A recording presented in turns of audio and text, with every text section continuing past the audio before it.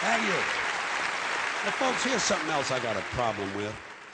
The 10 Commandments. Here's my problem. Why are there 10? You don't need 10. I think the list of commandments was deliberately and artificially inflated to get it up to 10. It's a padded list. Here's what they did. About 5,000 years ago, a bunch of religious and political hustlers got together to try to figure out how to control people, how to keep them in line. They knew people were basically stupid and would believe anything they were told, so they announced that God had given them some commandments. Up on a mountain, when no one was around, God had given them the 10 Commandments. But let me ask you this. When they were sitting around making this shit up, why did they pick 10? Why 10? Why not 9 or 11? I'll tell you why. Because 10 sounds official. 10 sounds important. They knew if it was 11, people wouldn't take it seriously. Say, what, are you kidding me? The 11 Commandments? Get the fuck out of here. But 10 sounds important. 10 is the basis for the decimal system. It's a decade. It's a psychologically satisfying number. The top 10, the 10 most wanted, the 10 best dressed. So having 10 commandments was really a marketing decision. And to me, it's clearly a bullshit list. It's a political document artificially inflated to sell better. I'm going to show you how you could reduce the number of commandments and come up with a list that's a little more workable and logical.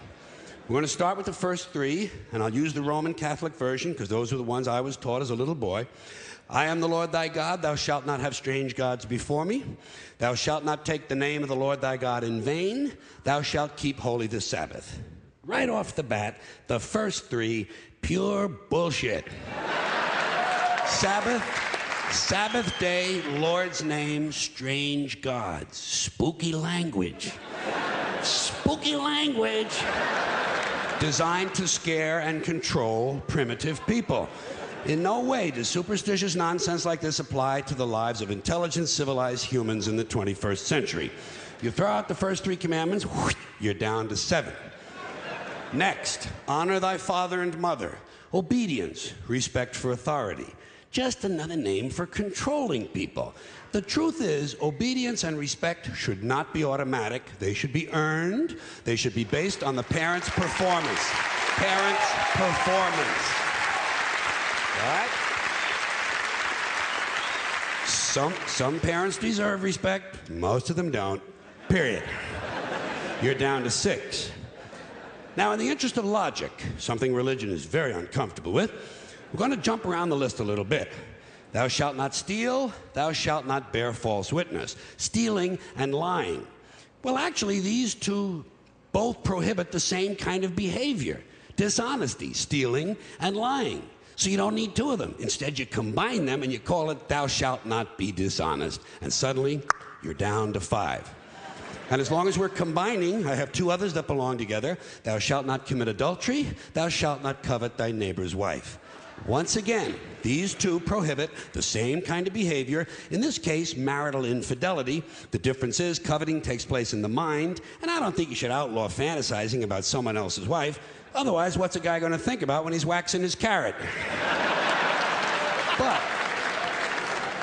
But marital fidelity is a good idea, so we're going to keep the idea and call this one, thou shalt not be unfaithful. And suddenly, we're down to 4.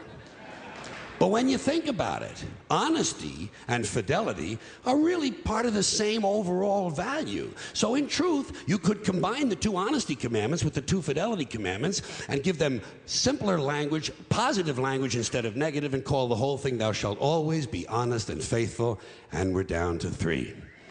Thou shalt, they're going away fast. Thou shalt not covet thy neighbor's goods. This one is just plain fucking stupid.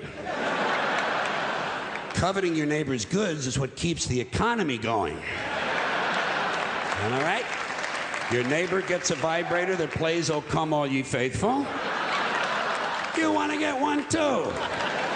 Coveting creates jobs. Leave it alone.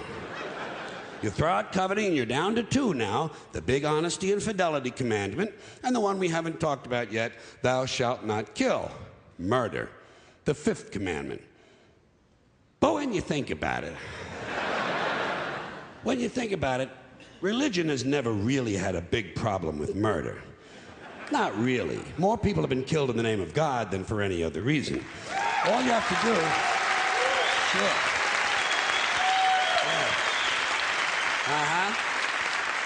All you have to do is look at Northern Ireland, the Middle East, Kashmir, the Inquisition, the Crusades, and the World Trade Center to see how seriously the religious folks take thou shalt not kill. The more devout they are, the more they see murder as being negotiable. It's negotiable. You know? It depends. It depends.